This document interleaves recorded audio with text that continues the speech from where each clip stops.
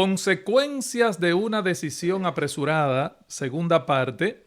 Hoy vamos a continuar, hermanos, avanzando con esta breve serie titulada de esta manera, Consecuencias de una decisión apresurada, basada en el capítulo 16 del libro de Génesis, un capítulo oscuro, digamos, en la vida de Abraham y Sarai, en la vida de estos dos ejemplos ilustres de fe que el autor de Hebreos en el capítulo 11 pues menciona allí en la galería de los héroes de la fe.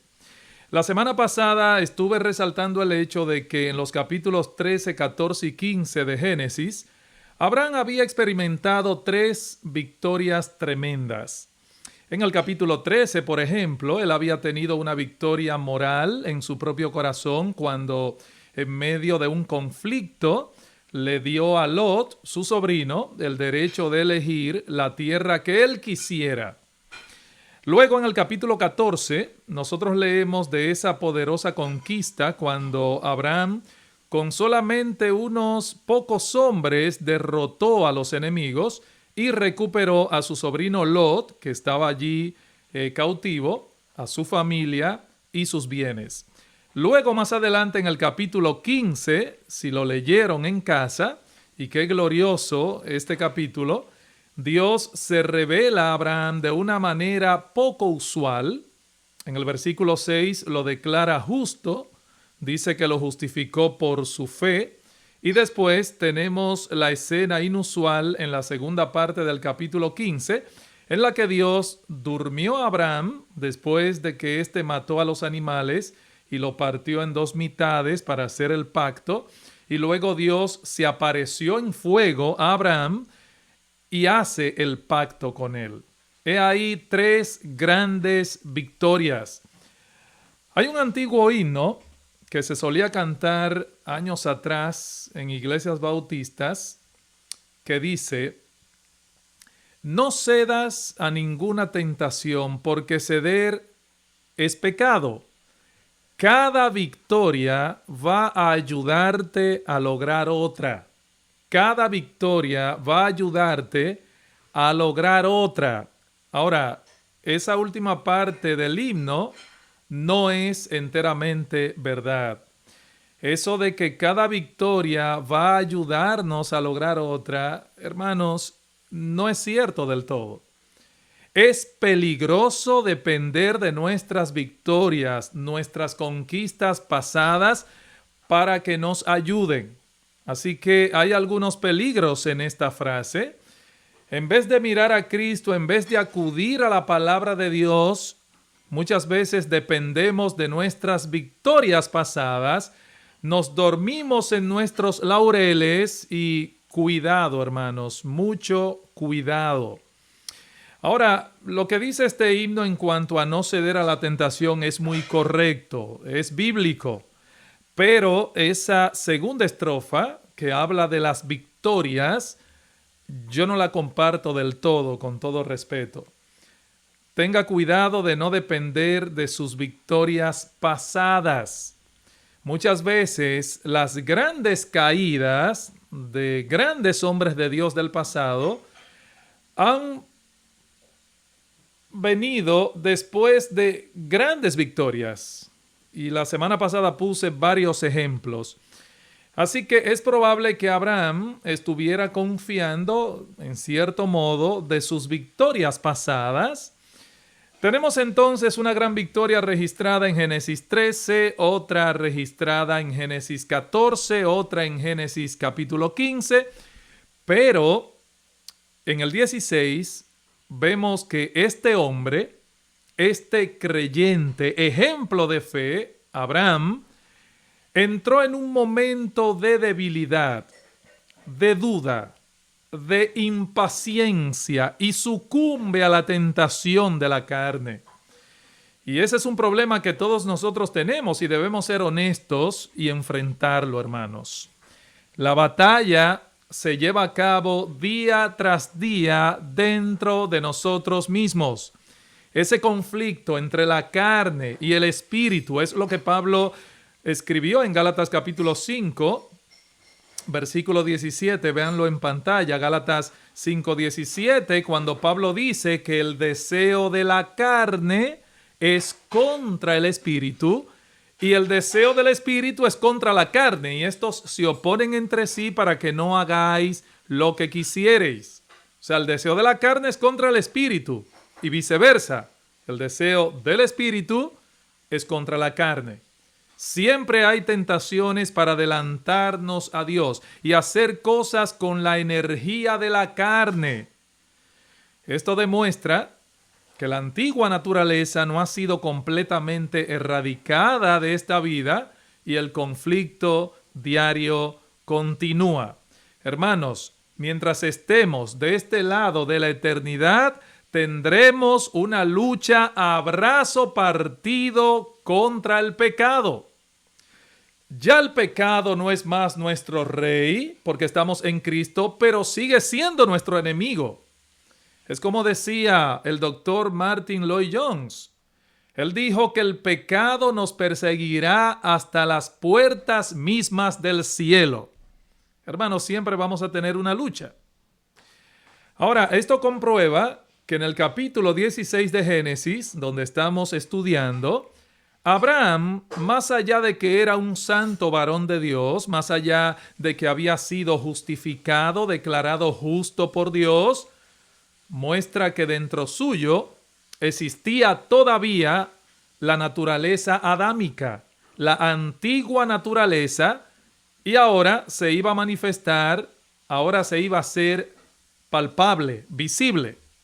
¿Saben algo, mis hermanos? Si nosotros nos impacientamos, si nos enojamos, lo que está adentro va a salir. Por ejemplo, si usted vuelca una botella de vinagre, va a salir vinagre, no miel. Y si vuelca un frasco de miel, bueno, la miel se va a derramar y no va a salir vinagre. ¿Se da cuenta? Volcar el envase no va a determinar lo que está dentro del mismo, simplemente va a mostrar lo que estaba dentro. Abraham ahora va a enfrentar una verdadera prueba.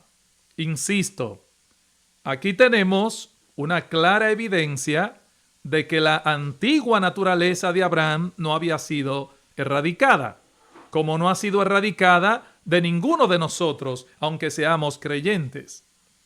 Así que en Génesis 16:3 leemos así. Génesis 16:3. Sarai, mujer de Abraham, tomó a Agar, su sierva egipcia, al cabo de 10 años que había habitado Abraham en la tierra de Canaán, y la dio por mujer a Abraham, su marido. Lo que ella estaba haciendo aquí es poner en práctica algo que era común en aquella época. Eso era lo que Sarai estaba haciendo, y se los expliqué la vez pasada. En el Código de Hammurabi encontramos esa práctica que nos dice que si una mujer no podía tener hijos, era aceptable en aquella sociedad que permitiese a su marido tener hijos por medio de una concubina o de una sirvienta para poder tener el hijo y que la familia posea un heredero. Ahora, Dios, hermanos, amigos, no aprobó lo que Sarai y Abraham estaban haciendo aquí. Dios estaba en contra, porque el Código de Hammurabi es un documento no inspirado por el Espíritu Santo que se adoptó o se adaptó a la cultura de aquellos tiempos. Así que aquí tenemos a Abraham cediendo a la sugerencia de su esposa Sarai y tuvo un hijo con Agar. Y eso trajo consecuencias. Recuerden que hubo 2 cosas que Abraham trajo consigo de Egipto.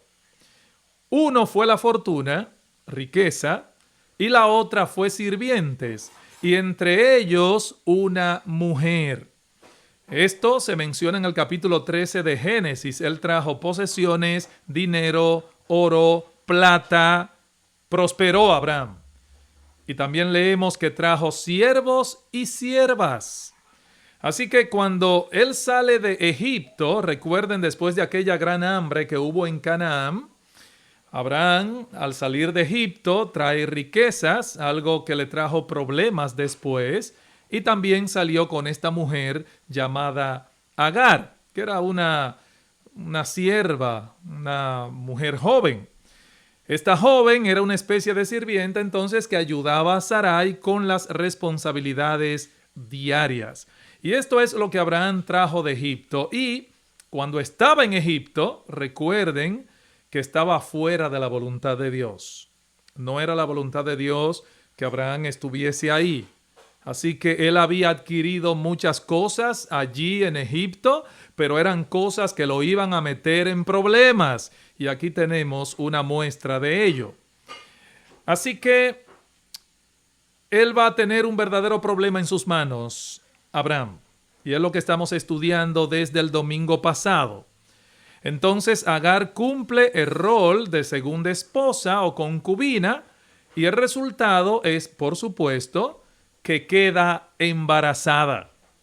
Y no bien ella se da cuenta que va a ser madre, comenzó a ver a Sarai con desprecio. Vean el versículo 4, Génesis 16:4. Dice, cuando vio que había concebido, eso fue Agar, la sierva egipcia, cuando vio que había concebido de Abraham, miraba con desprecio a su señora.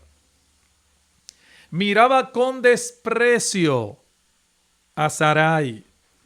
Seguro, o a lo mejor, Agar pensaba, bueno, mi ama no puede tener hijos y yo voy a tener uno de su esposo. Es como que le perdió el respeto a su señora Sarai. Lo que Abraham y Sarai hicieron aquí fue usar medios carnales para alcanzar fines espirituales. Dios había prometido, recuerden, a Abraham que tendría un hijo, el hijo de la promesa, y no había fallado esa promesa de Dios. Claro que no. Pero fallaron Abraham y Sara en cuanto al método, el método que Dios iba a usar para llevar a cabo su promesa. Ellos estaban adelantándose a Dios. Ellos fueron culpables de ser impacientes, de falta de confianza y de falta de fe en Dios. Hermanos, amigos, aquí falló la fe. A Abraham y a Sara les faltó paciencia. Ahora bien, llegamos a este punto de la historia y cuando Sarai se da cuenta que Agar la miraba con desprecio, ella le dice a Abraham en el versículo 5, mi afrenta sea sobre ti. Mi afrenta sea sobre ti. Mira lo que está pasando aquí. En otras palabras, esto es tanto tu culpa como la mía, Abraham. Así que no me culpes a mí. Bueno, lo mismo que pasó con Adán y Eva en el huerto del Edén después de haber desobedecido a Dios. Los dos se comenzaron a culpar mutuamente. Uno le echó la culpa a uno y el otro le echó la culpa al otro. Y finalmente culparon ¿a quién? Bueno, a la serpiente.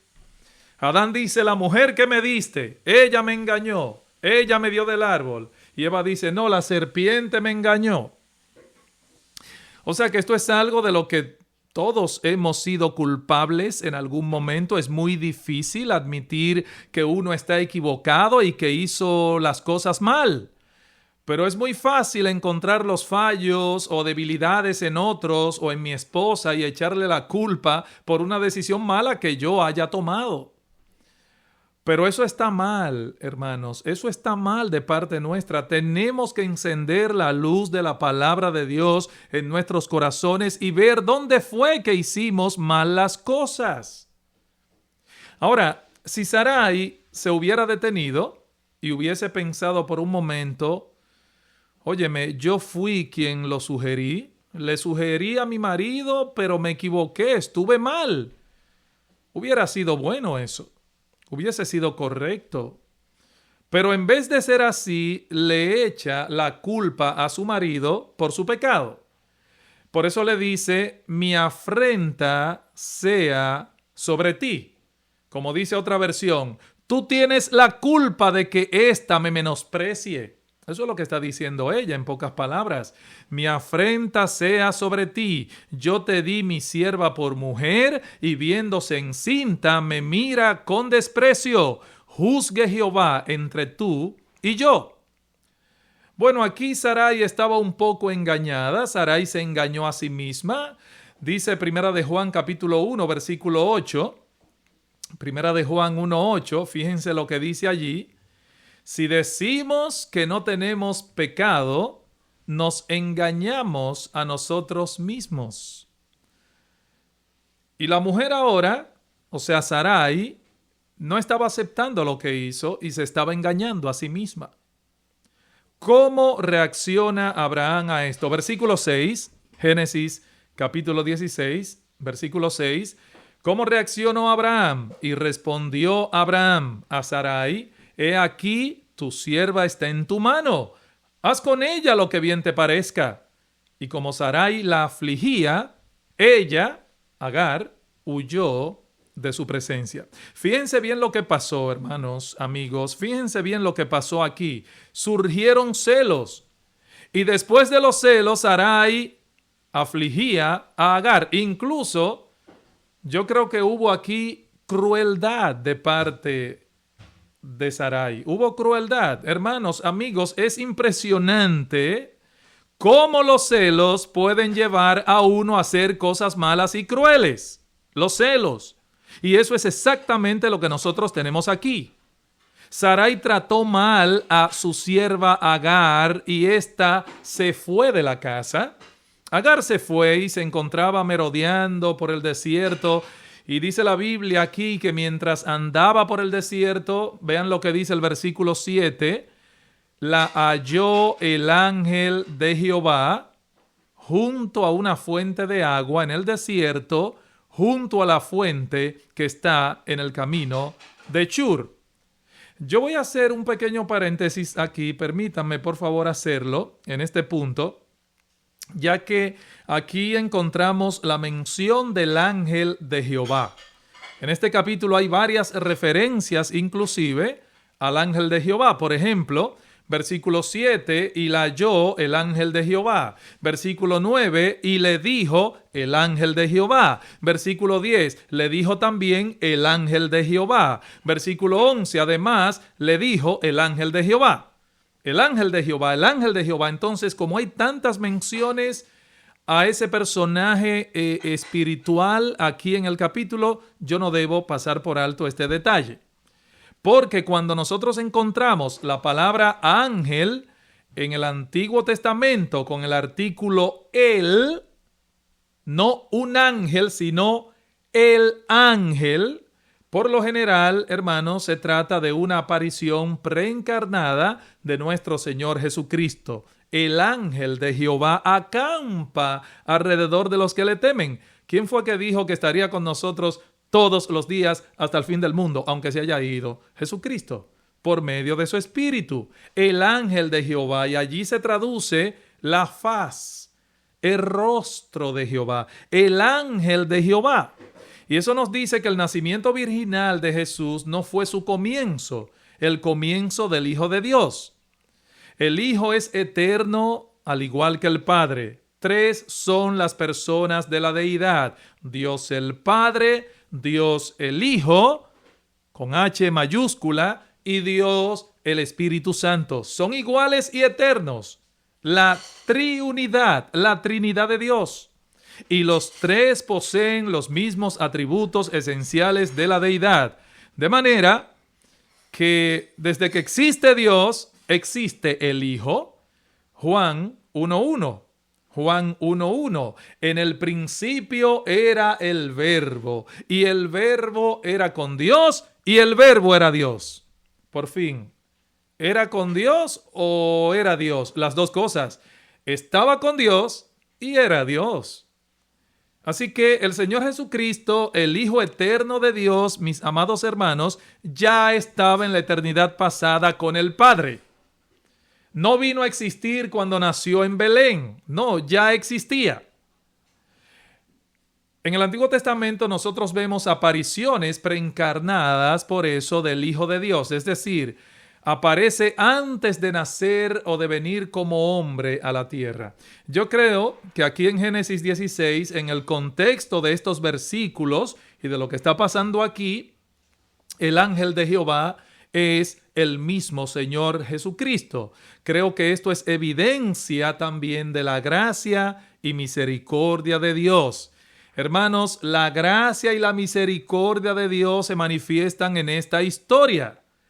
Aquí tenemos a una mujer a la cual se le cometió una injusticia, y fíjense que no es culpa de Agar estar embarazada en ese momento, fue culpa de Sarai y de Abraham. Sin embargo, Dios en su misericordia fue a buscar a esta joven mujer que había salido de la casa de su señora, de Sarai, por la forma como fue maltratada. Ella sale de la casa y miren cómo Dios, hermanos, tremendo. Repito, aquí tenemos una evidencia de la gracia y misericordia de Dios buscando a esta persona. Dios en su misericordia sale a buscar a Agar. Y aquí encontramos, mis hermanos, un enorme ejemplo bíblico de gracia y misericordia de Dios. Vean el versículo 7 y 8 de Génesis 16.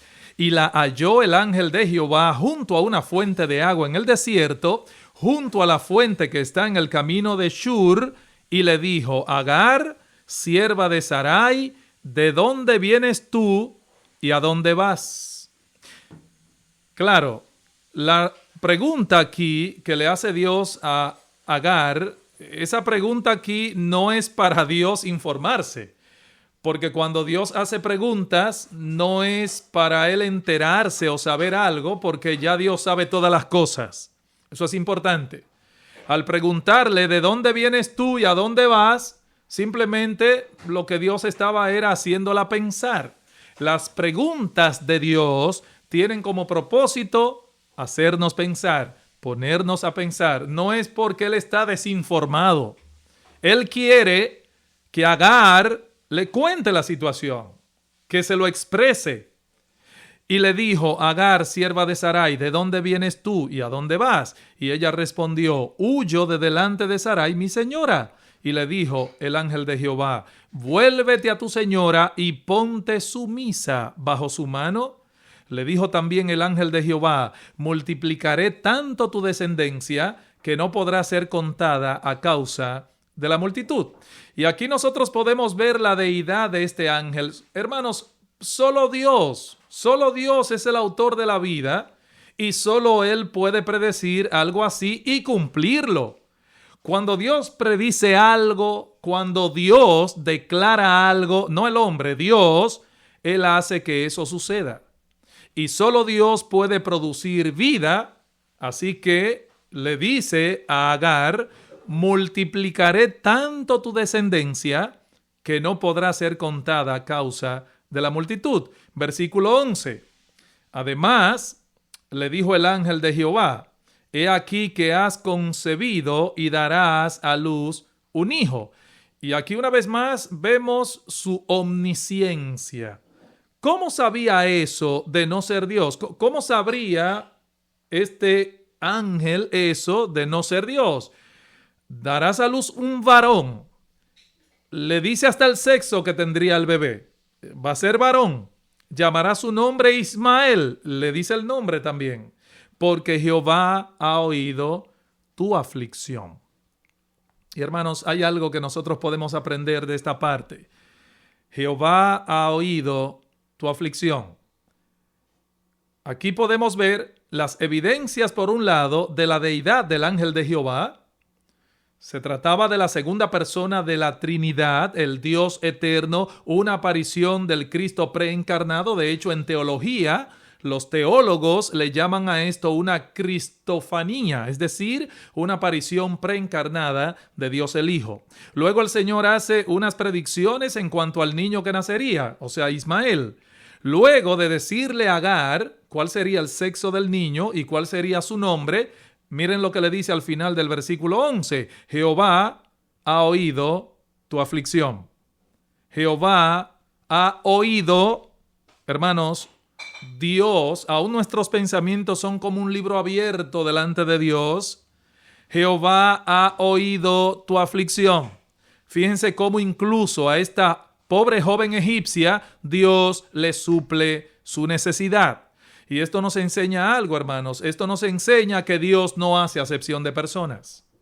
Dios no hace acepción de personas. Cuidado, hermanos, con tener un concepto equivocado de Dios. No caigamos nunca en el error en que cayeron los judíos al pensar que Dios solamente se ocupa de ellos por ser el pueblo del pacto o que Dios los favorece de una manera especial, porque eso no es así.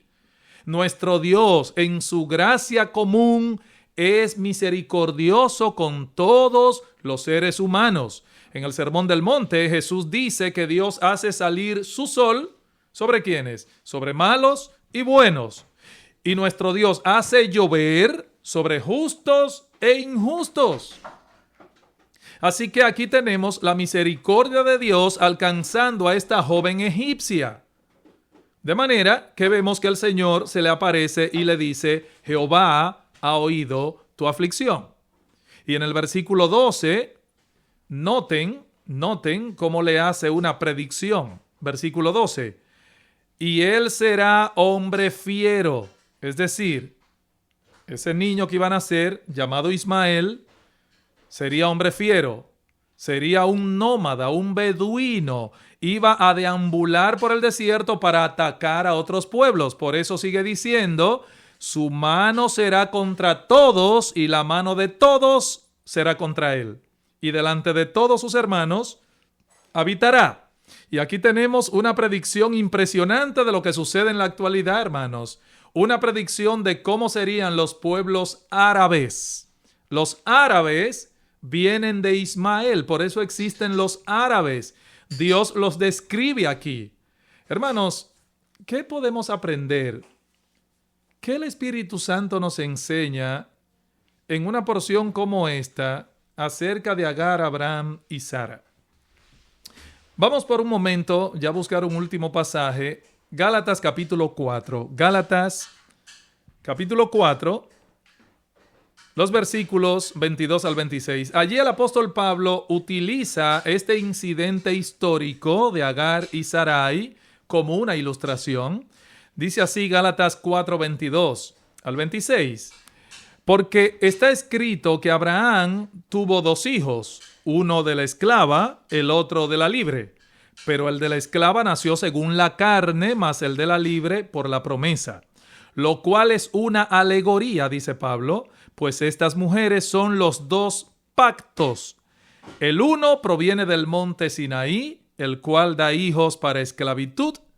Esto es Agar, o este es Agar, porque Agar es el monte Sinaí en Arabia y corresponde a la Jerusalén actual, pues ésta, junto con sus hijos, está en esclavitud.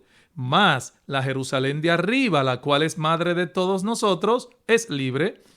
Hermanos, ¿qué significa esto? ¿Qué es lo que Pablo está diciendo aquí? Este juego de palabras. Bueno, lo que Pablo nos está enseñando aquí es la diferencia entre la ley y la gracia. Y él está diciendo aquí que Ismael es el hijo de una esclava, mientras que Isaac era el hijo de una mujer libre. O sea, está ilustrando con todo esto la ley y la gracia. Está enseñándole a los Gálatas, que por cierto era una iglesia muy legalista, la iglesia de Galacia. Les está enseñando Pablo allí a ellos que los creyentes en Cristo ya no estamos bajo la ley, sino bajo la gracia.